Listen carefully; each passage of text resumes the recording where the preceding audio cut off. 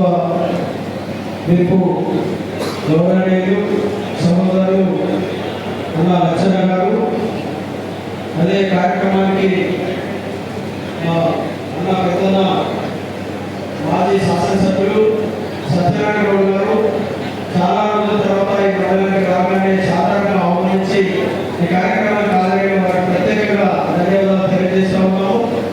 అదేవిధంగా market committee నూతనంగా ఎన్నికైనటువంటి గుర్ర రాములు గౌడ్ గారికి, మరియు వైస్ చైర్మన్గా ఎన్నికైనటువంటి సత్యరెడ్డి గారికి, మరి మిగతా నాయకులందరూ కూడా పేరు పేరున ధన్యవాదాలు తెలియజేస్తూ ఈ కార్యక్రమాన్ని జగిత్యాల జిల్లా మహిళా అధ్యక్షురాలు విజయలక్ష్మి గారు, అదేవిధంగా మాజీ జడ్పీటీసీ సోదరుడు అక్క మోహన్ రెడ్డి గారు, మిగతా సోదరులందరూ విష్ణు గారికి, అదేవిధంగా విజయలక్ష్మి గారికి, ఎంపీడీఓ గారికి, పేరు పేరున ప్రతి ఒక్కరికి మా సోదర మండలం చేసినటువంటి సహోదరుడు నిశాంత్ రెడ్డి గారు, మార్కెట్ కమిటీ చైర్మన్ సంతోష్ గారు, మిగతా ముగ్గురు అధ్యక్షులు, మరియు కార్యక్రమానికి చేసినటువంటి ముఖ్య అతిథులు అదే ధన్యవాదాలు తెలియజేస్తాము.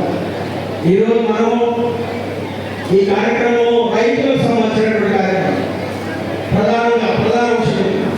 ఈరోజు మరి 2 రోజుల తర్వాతనైనా రచన గారు చొరవ తీసుకొని ఈ మండలంలో చాలా ఆలస్యమైనప్పటికీ మరి మంచి కమిటీ సోదరులందరూ కూడా సీనియర్లను తీసుకొని కమిటీలో డైరెక్టర్గా పెట్టడం జరిగింది.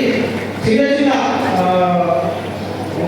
అసంతృప్తులు ఉన్నాయి, వాటి అన్నింటినీ మనం పెద్దగా పట్టించుకోకుండా డైరెక్టర్గా ఎన్నికైనటువంటి నిధులందరూ కూడా రాబోయే టైంలో మిగతా 2 సంవత్సరాల తర్వాత నేను ఆధారపడుతుంటే మిగతా వాళ్ళు కూడా సమన్వయం చేయడానికి అవకాశం కల్పిస్తాం.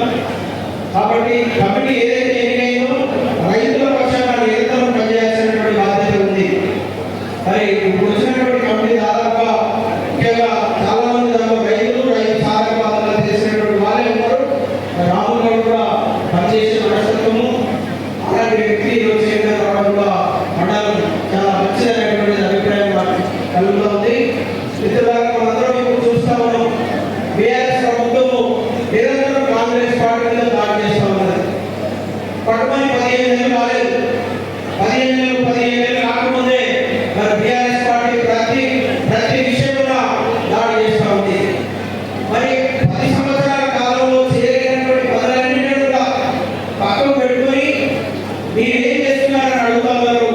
మరి నిజంగా సంస్కరణ వాళ్ళకైతే ఏ కొంచెము సంస్కరణ ఉన్నా అది మాట్లాడడానికి వీలేదు.